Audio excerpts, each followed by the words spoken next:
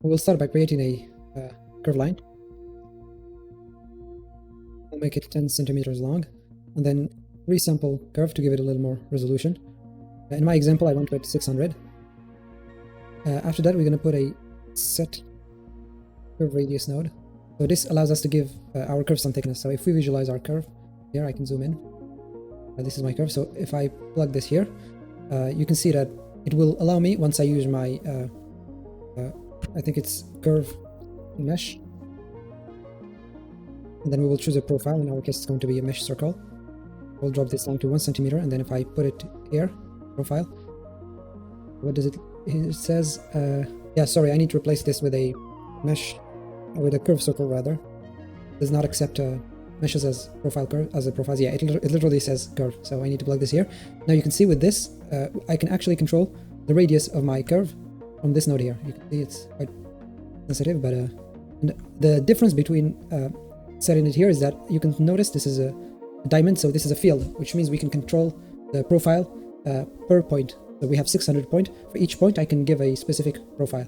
That's the trick I use to create the geometry, the type of geometry I want. So to give you a very basic example, let's play with the curve. I think it's called curve spline parameter.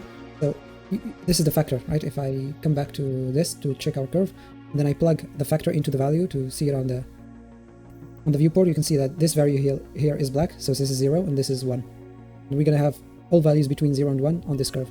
If I plug this into my radius, we'll try to see what happens. Then we use a multiply, so math multiply to scale this up a bit. If I zoom in, you can see here that for point 0 we have, where we have factor is 0, the radius is 0, so it's literally a point. All points are crammed, or yeah, just one point is here. And then when I go up this spline, it goes up until it becomes 1. This is where the radius is 1, and then yeah, I multiplied it by this value because it's too sensitive. If we put literally 1 here, it's going to be too big, so that's why it looks like a plane, but it's actually a triangle. Yeah, the profile side is a triangle, so, but you get the idea. So the idea here is to actually be able to control the exact shape of this based on the spline. So we know that this spline factor is actually between 0 and 1, which means if we plug a float curve inside, so this float curve here controls values. So this is from, if I use my annotate tool, this is from 0 to 1, and this axis here is from 0 to 1 going up, right? So this is a sort of like it's like a map range node. At the moment it's linear, so we do no changes to the input. We literally just plug the input value into the output value. So for instance, if the value is, let's say this is 0.5, the output is also going to be 0.5, so we do no changes. However, if we start moving this node like this, you can see that we can start tweaking the profile of our curve. We can create something like this. Let's say we give it this shape. Okay, this is the first shape. And then I will create a second shape. Plug this into a value, and then this here. And then I will reset my curve. Let's say for this one I want to create okay, I will do this. Actually, I will keep it all I will keep all the values.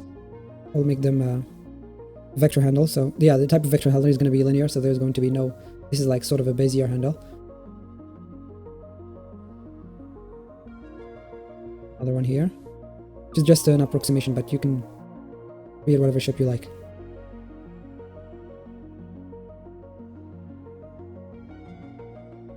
And like this. Actually, no, I'll remove this one.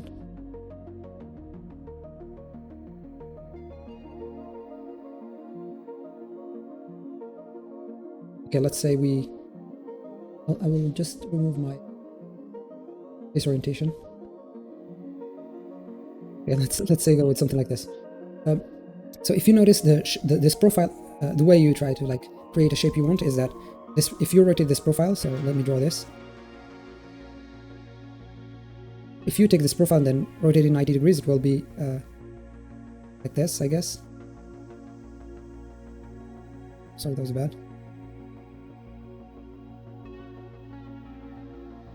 Okay, let's say something like this, and this is the axis. So you can see this shape rotated is exactly this one. If we take a look at it from the profile, it's the same.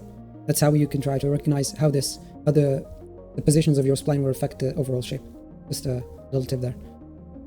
So our goal is to morph between these two shapes here, right? So we can obviously use a mix node. So these are float values, so we just need a mix float is enough. So let's plug. I'll put the multiply after.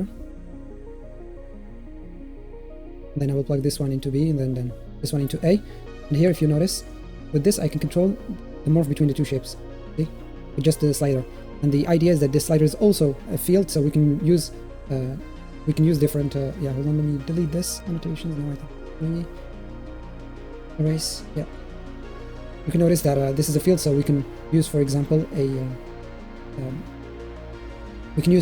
fall off going from the bottom. We can use the same factor here, so going from the bottom and then going up top, and then slide in gradually, and then transform in this changing this factor.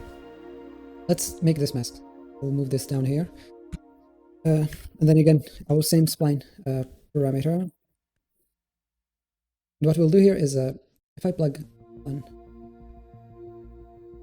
I bring my viewer as well, because I want to visualize certain attributes. So this is the same idea. You can see that the spline, the factor is not visible here because it no longer exists once we transform our curve to mesh. It no longer exists, so we need to capture it before.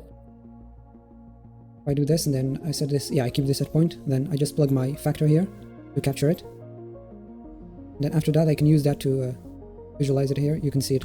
We can see it on our final geometry. So this is 0, this is 1. What we can do in order to move this spline factor is I think I will use a, oh, sorry, I think it's shift, yeah, just to have this input here a little closer to where we do our operations.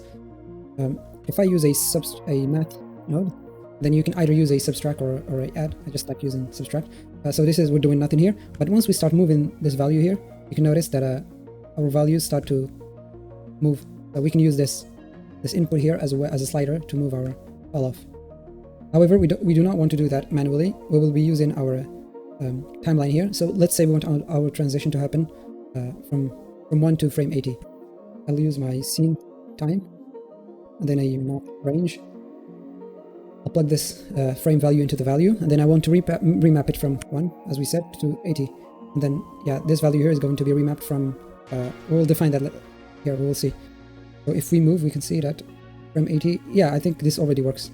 So with this, you can kind of, with these min to max here, you can sort of play with where you want your effect to start. So if you want it to, let's say, at frame 0, you don't actually want it to be 0, you want it to be more. So you can increase this min here, and it will start at this value. So the morph will start from here. And vice versa, if you want your, at frame 80, for instance, you want it to be, I don't know, you want it to stop here, it will not go beyond. So it will start here, and then at frame 80, it will stop here. So this is what these two values allow you to do. But I think I'll just leave it at 0 to 1. I think it was fine. Now let's see what happens when we plug this into my mix. This is my mix node, right? Let me move these a little bit with some space. If we plug this, yeah, just keep in mind this here, this one coming from capture attribute, and this one, these are exactly the same. It's just that we had to do this in order to be able to visualize it on our viewport. That's it. This is not going to change anything. So we can plug this one here instead. Then I will put, you see we no longer have the visual, but it's not a problem. And then if we plug this into the factor, we'll see what happens. You can see that, yeah, with this shapes I chose, not very flattering to look at, but hold on, let me play with this a bit to see if I can, but if I change my shapes, something like this. As I said, the shapes I chose are not the best. You can choose shapes that are a little more better looking than this one. Let's put 0.1. And then, but the main idea here is you notice what's happening, that the morph is happening from bottom to top gradually, as opposite to before where you can see it's happening all at once for all points. Something else we can do here is to once we do our subtract, delete this. Once we do our subtract, we can actually use a color ramp.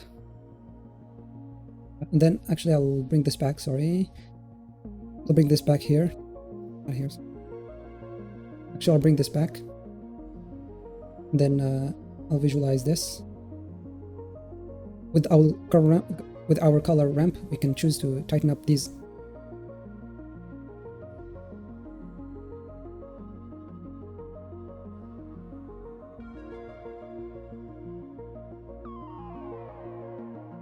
or we can choose to tighten up our values like this. For instance, I want the transition to be harsh, or you can choose if you want the transition to spawn along multiple points here. It's up to you. If we take a look at it now, yeah, so you can see here it's starting to look a little better. Again, keep in mind my shapes are not good. It's not as my other example. I can show you the other example if you want.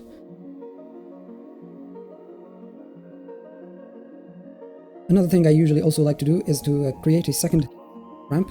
This one is going to drive my... let me plug this into value. What I like to do with this one is to actually create sort of a mask for shading, because that's what I use to create the water effect. So I used a glass shader in between on this mask to simulate sort of a watery transform. So I put this here after that, and then I put it back to dark. Now you can see we create sort of a mask where the effect is happening. You can see where the effect is happening. There is this white area, and this is what I will be using to create to drive my water or glass shader. This is most of the effect. What I will do next is actually I just want to give my circle a little more resolution, because now what we will do is actually create this noise effect. We will be using a set position node, right? And then noise texture. But keep in mind the noise texture needs a little bit of tweaking in order to achieve the look you desire. So if we plug this directly into offset, let's see what happens here. Yeah, too much, as I expected. We'll just use a vector math, then scale. Let's say if we put 0, nothing's going to change, but if we start, you can see it's really sensitive. I can use another scale. Then the trick here is I don't want my noise to happen. I don't want the noise to happen on all of the shape. I just want it to happen on my mask, actually, the one I just created here. So what I can do is, as I showed you before, you can see here this is the value. This is 0, 0, and then this is 1. And if you notice, if we plug this mask into this scale, it will apply. The scale will be 0 for all this, so it will not apply the noise texture, whereas it will be 1 for this. And then we can change the strength through the second scale. So if I plug this here, color into the scale here, you can see that it's only yeah, you can see here it's a little exaggerated because I need to take down the scale. You can see here it's only affecting this part where the mask is white. And then what I did is use the position node, then vector math, because I only want the effect to be on the x and y axis, so I did not want to have any noise on the z axis. So the way I did that is I just multiplied this by, you can choose whatever value, let's say 2 for x and y, and then for z is going to be 0, and then I can just plug that into the vector. I noticed it helped a little bit maintain my noise only so laterally. Maybe I can move to where it's a little more visible. Here, for example, if we take up the scale of the noise, you can see we start to get something. Then maybe I can make my mask a little... For the scale, I think the scale is too much. I'll keep it fairly small. Something like 0.1. Then distortion, let's see. Yeah, distortion is also... You can play with distortion as well. Let's see if we increase this. Yeah, you can see this one as well controls the scale of your noise. We can also make this 4D, so you can type an expression here, for example, frame divided by 100, which means the noise will also be moving with time. So you can see the noise is also moving if I do this. After that, what I did is I like to use this node, node by distance, just in case I have a... But yeah, I usually like to drop it to a low value. In case I have two vertices that are way too close, it will merge them. After that, you can drop a set material node.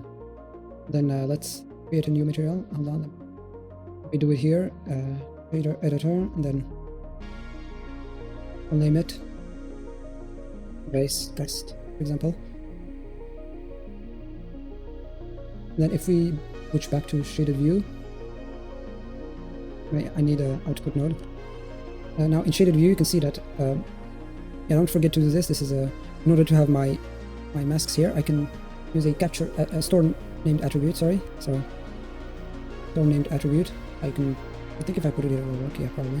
So I can, for example, use my, actually I will need to. Shift D to duplicate this one. I will name this one mask 1, and this one mask underscore edge 1. First one is going to be this one, and then the second is going to be this one here. And then if in our shader editor, if we use a input attribute, let's try mask 1, plug this into color to check. Yeah, you can see it's working correctly. And then we do the same for the other one, mask underscore edge. We have similar. So after that, what you do is you drop a mix shader.